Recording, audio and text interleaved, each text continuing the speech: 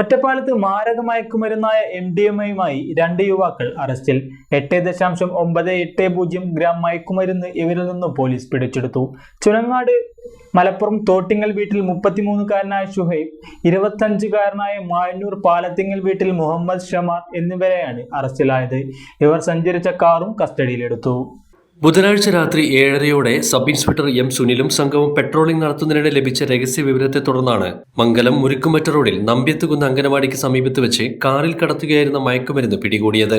ചുനങ്ങാട് മലപ്പുറം തോട്ടിങ്ങൽ വീട്ടിൽ 33-കാരനായ ഷുഹൈബ്, 25-കാരനായ മായന്നൂർ പാലത്തിങ്ങൽ വീട്ടിൽ മുഹമ്മദ് ഷമാർ എന്നിവരാണ് കാറിലുണ്ടായിരുന്നത്.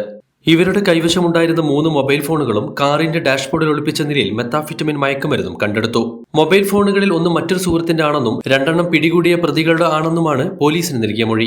കോയമ്പത്തൂരിൽ നിന്നുമാണ് മയക്കുമരുന്ന് കൊണ്ടുവരുന്നത് എന്നും ഒറ്റപ്പാലം 19-ാം മൈൽ സ്വദേശി ഷാരൂഖ് ഇതിനായി പണം പ്രതിയായ മുഹമ്മദ് ഷമാറിന്റെ ബാങ്ക് അക്കൗണ്ടിലേക്ക് അയച്ചിട്ടുണ്ട് എന്നും പ്രതികൾ പോലീസിന് മൊഴി നൽകി.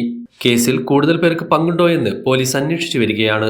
Inspector A. Ajeesh, SI M. Sunil എന്നിവരുടെ നേതൃത്വത്തിലാണ് കേസ് അന്വേഷിക്കുന്നത്.